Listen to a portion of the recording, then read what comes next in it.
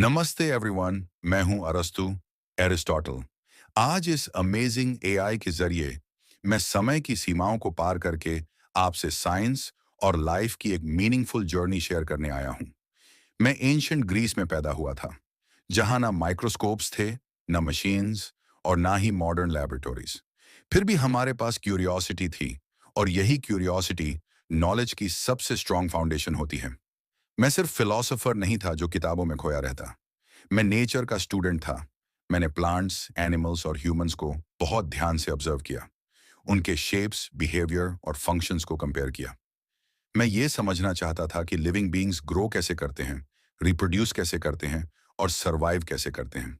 मुझे लगता था कि नेचर रैंडम नहीं है, उसमें पैटर्न्स होते हैं, और अगर हम ध्यान से देखें तो उन्हें समझ सकते हैं।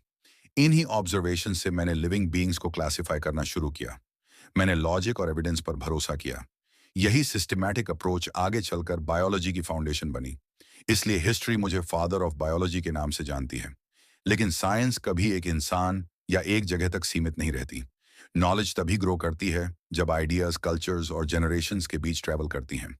अब चलिए मैं आपको ले चलता हूं एंशिएंट इंडिया, जहां रहते थे एक एक्स्ट्रॉर्डिनरी फिजिशियन, सुश्रुता। उस समय मॉडर्न हॉस्पिटल्स, एडवांस्ड इंस्ट्रूमेंट्स और एनेस्थीसिया जैसी चीजें नहीं थीं। फिर भी सुश्रुता ने कॉम्प्लेक्स सर्जरीज परफॉर्म की। उन्होंने फ्रैक्चर्स का ट्रीटमेंट किया, कैटरैक्ट रिमूव किए और यहां तक कि प्लास्टिक सर्जरी जैसी टेक्निक्स भी डेवलप की। सुश्रुता ने अपना मेडिकल नॉलेज एक महान ग्रंथ में लिखा, सुश्रुता संहिता। इसमें उन्होंने surgical tools, sterilisation methods, step by step procedures और पेशेंट केयर पर डिटेल में बताया। उन्होंने क्लीनलीनेस, प्रैक्टिस और प्रिसीजन पर बहुत जोर दिया, जो आज भी सर्जरी के कोर प्रिंसिपल्स हैं। जहां मैंने लाइफ को समझने की कोशिश की, वहीं सुश्रुता ने अपने हैंड्स और स्किल्स से लाइफ को सेव किया।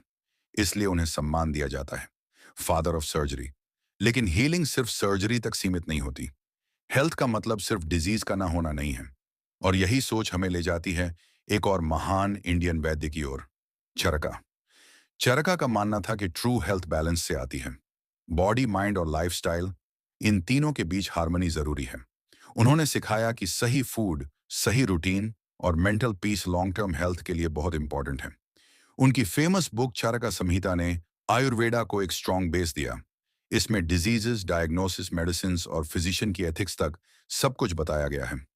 सबसे इंपॉर्टेंट बात यह थी कि चरका ने प्रिवेंशन पर जोर दिया, यानी बीमारी होने से पहले ही उसे रोकना। जहां सुश्रुता सर्जिकल स्किल पर फोकस करते थे, वहीं चरका होलिस्टिक हीलिंग पर विश्वास करते थे। वे इंसान को नेचर का हिस्सा मानते थे, उससे अलग नहीं।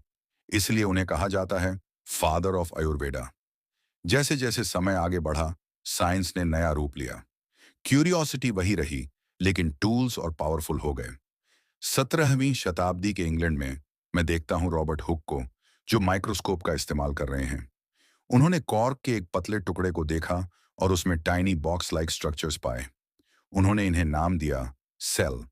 हालांकि वे डेड प्लांट टिश्यू देख रहे थे, फिर भी यह डिस्कवरी रेवोल्यूशनरी थी। सेल को लाइफ की बेसिक यूनिट माना गया। इस एक खोज ने बायोलॉजी को बिल्कुल नया डायरेक्शन दिया और मॉडर्न मेडिसिन का रास्ता खोला। अब अंत में मैं मिलता हूं उस व्यक्ति से जिसने लिविंग वर्ल्ड में ऑर्डर लाया, करोलुस लिनियस। उनके समय तक हजारों प्लांट्स और एनिमल्स डिस्कवर हो चुके थे, लेकिन उन्हें नाम देना कंफ्यूजिंग हो गया था। अलग अलग जगहों पर अलग नाम इस्तेमाल किए जाते थे।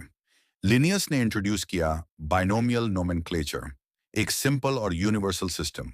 इसमें हर ऑर्गेनिज्म को टू वर्ड साइंटिफिक नेम दिया गया। इससे पूरी दुनिया के साइंटिस्ट्स एक कॉमन लैंग्वेज में कम्युनिकेट वांट करने लगे। यह है नॉलेज की टाइमलेस जर्नी, ऑब्जर्वेशन से अंडरस्टैंडिंग तक, हीलिंग से डिस्कवरी तक और कंफ्यूजन से क्लैरिटी तक। साइंस फैक्ट्स का कलेक्शन नहीं है, बल्कि ट्रूथ को खोजने की कंटिन्यूअस कोशिश है। धन्यवाद।